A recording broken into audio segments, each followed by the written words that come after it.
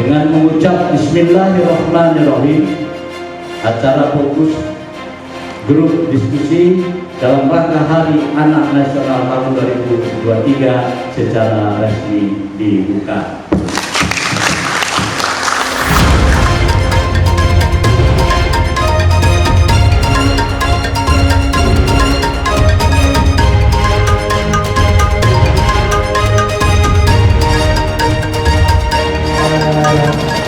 Pada hari ini salah satu keluarannya, harapan kami adalah komitmen untuk kita mengaktifkan lagi APHAD, Asosiasi Pengusaha Pendapatan.